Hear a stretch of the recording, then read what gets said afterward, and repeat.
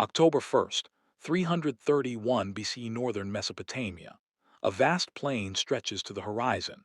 No forests, no hills, no rivers. Nothing stands between two armies and history itself.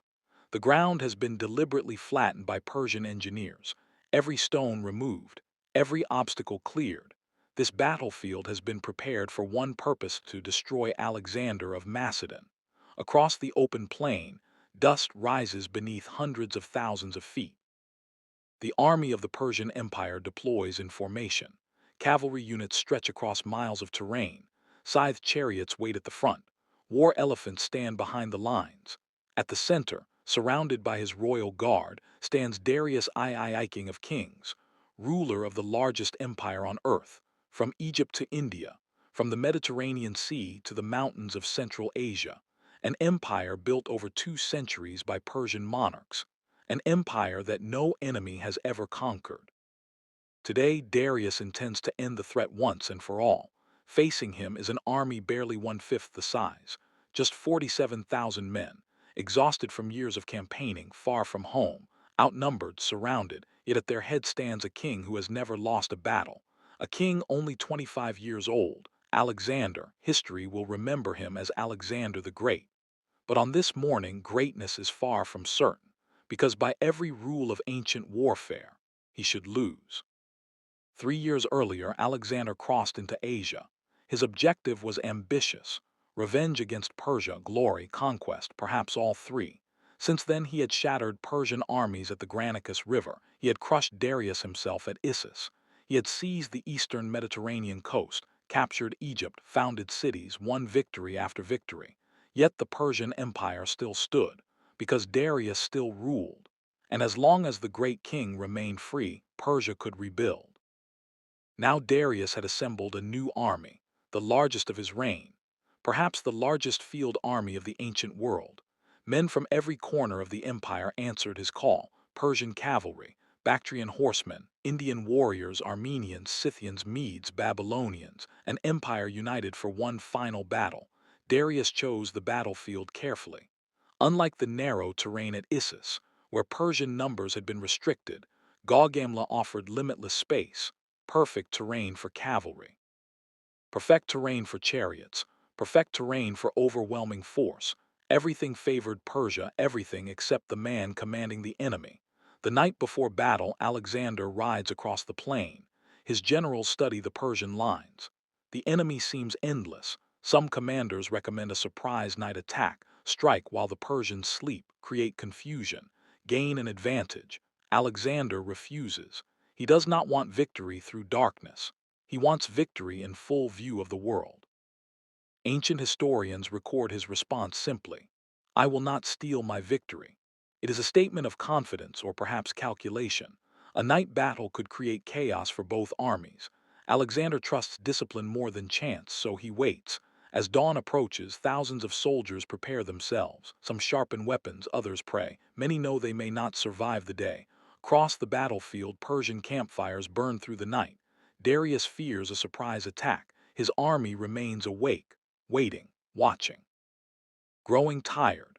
When sunrise finally arrives, both sides move into position. The greatest battle of Alexander's life is about to begin. Darius arranges his army for maximum strength. Scythed chariots line the front, their wheels fitted with razor-sharp blades, designed to tear through infantry formations. Behind them stands the Persian center, the king himself positioned in a towering royal chariot, visible to the entire army. On both wings, thousands of cavalry await orders.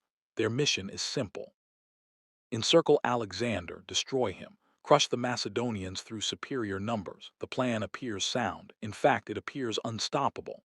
But Alexander sees something Darius does not: a weakness hidden inside Persian strength. The battle begins. But Alexander does not charge directly forward. Instead, he moves diagonally to the right, slowly, methodically. His army shifts across the battlefield. The Persians are confused. Why is he moving away? Why isn't he attacking? Darius has little choice. If Alexander continues moving, he could threaten the Persian flank. So Persian cavalry begins extending outward to match him. Then farther and farther still, the Persian line stretches, like a rope being pulled from both ends. The wider it becomes, the thinner it grows. What appears to be retreat is actually bait. Alexander is forcing the Persians to expand. And every step creates new gaps. Darius responds exactly as Alexander hoped. The trap is working. Realizing the danger, Darius launches his scythed chariots. Hundreds of horses surge forward, blades flashing in the sunlight, dust erupts beneath pounding hooves. The charge is terrifying. This is the moment designed to break the Macedonian line. But Alexander anticipated it. His soldiers open lanes between their ranks. As the chariots approach, javelins rain down, horses panic, drivers fall, vehicles crash. Some pass harmlessly through the gaps, others are surrounded and destroyed. Within minutes, Persia's most feared weapon has failed. The battlefield remains intact. The Macedonian line holds. The psychological advantage belongs to Alexander. Again, now the real battle begins. Persian cavalry slams into both Macedonian flanks. The fighting becomes desperate. On Alexander's left wing, commanded by Parmenion, pressure intensifies. Persian horsemen push forward relentlessly. Some break through, others circle behind. The situation becomes critical. Meanwhile, Alexander continues advancing on the right, searching, waiting, watching for one specific opportunity, not a weakness in the Persian army, a weakness in Darius himself. Because Alexander understands something fundamental: armies fight. But empires obey rulers, destroy the army, and the war continues. Break the king, and the empire collapses. As Persian cavalry expands to follow Alexander's movements, a gap begins forming near the center. At first it is small, barely noticeable. Then it widens. Alexander sees it instantly. This is the opening he has spent the entire morning creating. He gathers his companion cavalry, the elite strike force of Macedonia, the best horsemen in the world. Thousands of riders form into a wedge. A living spear pointed directly at the heart of Persia. Alexander places himself at the front, as always. No king directing battle from safety. No distant commander issuing orders. He leads the charge personally. Then he gives the signal forward. The companion cavalry explodes into motion. The wedge drives directly into the Persian gap, lances level, armor shining, momentum building with every second. Persian defenders scramble to respond, too late. Alexander smashes through the opening, straight toward Darius. The battle suddenly becomes personal, not army against army, king against king. The great king watches as enemy cavalry races toward him. Closer, closer, closer. Ancient accounts describe panic spreading through the Persian center. Guards attempt to hold the line. The wedge keeps advancing. Darius faces a decision: stay or flee. One choice risks death, the other risks humiliation. He chooses survival. The King of Kings turns his chariot and retreats. The moment Darius flees, everything changes. Across the battlefield, Persian soldiers see their ruler leaving. Confusion spreads instantly.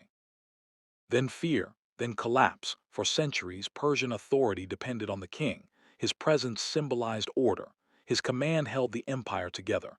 Now that symbol is disappearing. Unit after unit begins breaking apart. Cavalry withdraws, infantry scatters. Resistance crumbles. An army that looked invincible at sunrise is disintegrating by afternoon.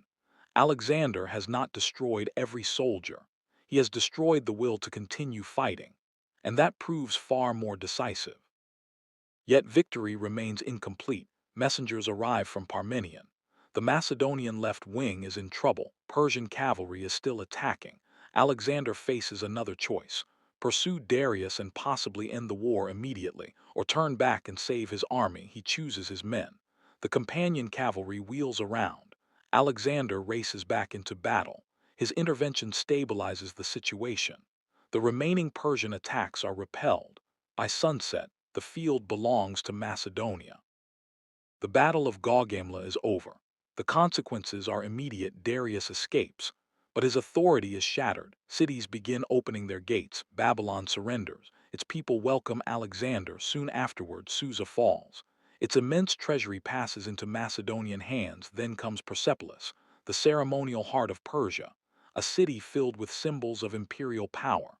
Alexander enters as conqueror. The empire built by Cyrus, Darius I, and Xerxes is broken, not through decades of occupation, not through endless sieges, but through one decisive battle, one afternoon, one charge, one fleeing king. So how did 47,000 men defeat an army several times their size?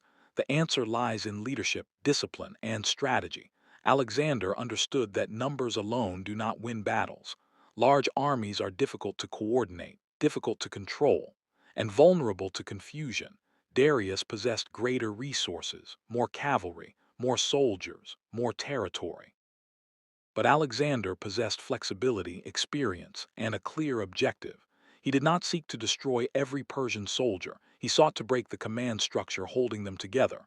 While Darius fought for battlefield dominance, Alexander fought for the center of gravity, the king. Once Darius fled, the outcome became inevitable. Historians often call Gaugamela one of the greatest tactical victories ever achieved, not because of the casualties, not because of the numbers, but because of its consequences. After Gaugamela, Alexander became master of Asia. The balance of power that had dominated the ancient world for 2 centuries vanished. A new era began. Greek culture spread eastward, Persian traditions blended with Macedonian rule. Entire civilizations were transformed. And all of it can be traced back to a single battlefield, a single morning, and a single decision to attack not the army, but the king. As the sun sets over Gaugamela, thousands lie scattered across the plain. The dust settles, the noise fades. The Persian Empire still exists on maps, but in reality it has already fallen. Its ruler is fleeing east, its authority broken, its future uncertain. For Alexander, the road continues. Ahead lie deserts, mountains, rebellions, and new enemies beyond the edge of the known world. His greatest victory has opened the door to even greater dangers, because conquering an empire is one challenge, holding it is another, and the young king who destroyed Persia in a single day is about to discover that the hardest battles still lie ahead.